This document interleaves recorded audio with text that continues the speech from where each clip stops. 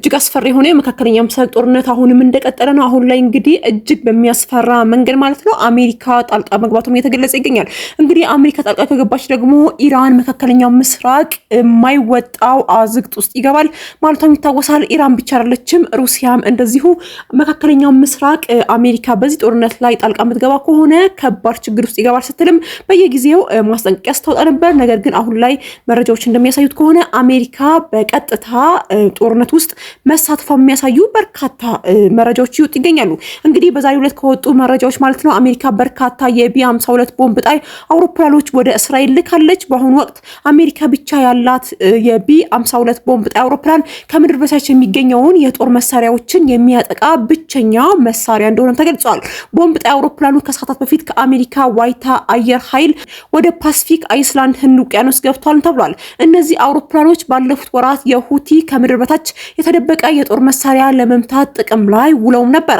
ምሽቱ ወደ እስራኤል የተላኩት ከምድር በታች ይገኛል የተባለውን የኢራን ፎርዶ የኒውክሌር ጣቢያ ለመደብደብ ያለመ እንደሆነም ተገልጿል።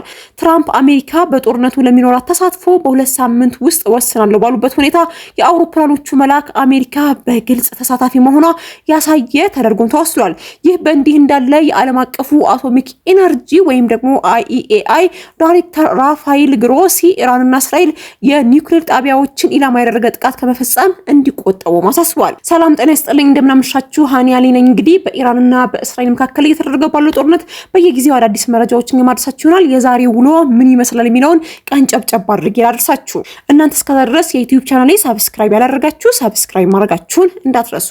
ሌላው እንግዲህ የኢራን መንፈሳዊ መሪ አያቶላ አሊ ካሚኒ በእስራኤል ጥቃት የሚገደሉ ከሆነ 3 ከፍተኛ ወታደራዊ መሪዎች እነሱን እንዲተኩ በተዋረድ መምረጣቸውም ዘ ኒውዮርክ ታይም በዛሬው ዕለት ዘገባውን አስነብቋል። እስራኤል ዋነኛ ግቤ የኢራኑን መሪ ማስወገድ ነው ማለቷም ይታወሳል። ሌላው እንግዲህ ቱርክ ነች። ኢራን በእርግጠኝነት ታሸንፋለች ስትልም ቱርክ ተናግራለች። የቱርኩ ፕሬዝዳንት ረሲብ ጣይብ ኤርዶጋን ያለምንም ጥርጥር ጦርነቱ ኢራን ታሸንፋለችም ብለዋል። እስራኤል በመካከለኛው ምስራቅ ያካሄደች ያለው መተናኮስ ሂትለር 3ኛው የዓለም ጦርነት ካስነሳበት መንገድ ጋር ተመሳሳይ ነው ሲሉም ገልጸዋል። እስራኤልን መደገፍ ዋጋ ያስከፍላል ብለዋል። የአረብ ሀገራት አንድነታቸውን ካጠናከሩ ማንም አይደፍረንም ሲሉም ተናግረዋል። ከሰሞኑ የእስራኤል ሚዲያ ቻናል 13 በጋዛና በኢራን ድል አድርገናል፣ የፍጻሜ ጨዋታ ከቱርክ ጋር ይሆናል ሲሉ መዘገባቸውም ይታወሳል። ሌላው እንግዲህ በተያያዘ እንግዲህ እስራኤል በየቀኑ ለሚሳኤል መከላከያ $285 ሚሊዮን ያወጣች ነው ተባለ። የእስራኤል ሚዲያና የቴክኖሎጂ ተቋማት ኢራን በዚህ መጠን ወደ እስራኤል ሚሳኤሎችን ማስወንጨፍ ከቀጠለች የመከላከል ስርዓቷ በ12 ቀናት ውስጥ ሊዳከም ይችላል ሲሉም ግምታቸውን አስቀምጠዋል። እስራኤል በመጀመሪያዎቹ 2 ቀናት ውጊያና መከላከል ብቻ $1.45 ቢሊዮን ወጣታለች ሲባል ኢራንን ለማጥቃት የምትጠቀመው የጀትና ነዳጅ ተኳሽ ብቻ በቀን $300 ሚሊዮን ያስወጣታል ተብሏል። የቀድሞ የእስራኤል ጦር ከፍተኛ አመራር ጀነራል ራሂም አሚናች እስራኤል በየቀኑ ለቀጥተኛ ወታደራዊ ወጪ ብቻ $725 ሚሊዮን እንደምታወጣ አንስተዋል። እስራኤል ከኢራን በተጨማሪ ከሄዝቦላ፣ ሐማስ እና ሁቲ ጋር ጦርነት ውስጥ የቆየችና ያለች ሲሆን ኢኮኖሚያዊ ጦርነታ እስከመቼ እንደሚሸከሙት ግን የብዙሃን ጥያቄም ሆኗል። ሌላው እንግዲህ ኢራን ዛሬ ጠዋት በከፍተኛ ሁኔታ እስራኤልን አጥቅታት ነበር።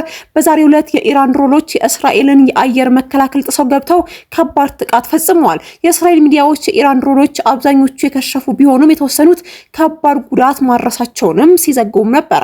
እንዲሁም ደግሞ የኢራንና የእስራኤል ጦርነት ከጀመረ ጊዜ አንስቶ ስጋታቸው የሚገልጹት ለቀጠናው በጣም አስጊ ነው ያሉ በየጊዜው መግለጫ የሚያወጡት የሩሲያው ፕሬዝዳንት ቭላዲሚር ፑቲን የእስራኤልና ኢራን ግጭት በእርግጠኝነት መፍትሄ ያገኛል ሲሉ ገልጸዋል። አንድ ሳምንት ያስቆጠረው የእስራኤልና ኢራን ግጭት ለማስቆም ሩሲያ ከሀገራቱ ጋር ንግግር እያደረገች መሆኑን ጠቁመዋል። ፕሬዝዳንቱ በሴንት ፒተርስበርግ ዓለም አቀፍ የኢኮኖሚ ፎረም ላይ እንዳሉትም ሞስኮ ግጭቱን ለመፍታት ባቀረበችው የመፍትሄ ሀሳቦች ላይ ውይይት የተደረገ እንደሆነም ገልጸዋል። የኛ ፍላጎት ሀገራቱን ማደራደር ሳይሆን የሰላም አማራጮች ማቅረብ ነው ያሉት ፕሬዝዳንት ፑቲን በሁለቱ ወገኖች ተቀባይነት ያለው መፍትሄ ስለመኖሩ በእርግጠኝነትም ተናግረዋል ሲልም የዘገበው ቢቢሲ ነው። ክቡራን አድማጮቼ ለዛሬ የነበሩ መረጃዎች እነዚህ ነበሩ። በየሰዓቱ አብዴት አደርግላችኋለሁ። እናንተ ግን ሰብስክራይብ ማድረግና እንዲሁም ደግሞ አስተያየት መስጠታችሁን እንዳትረሱ። መልካም ምሽት ይሁንላችሁ።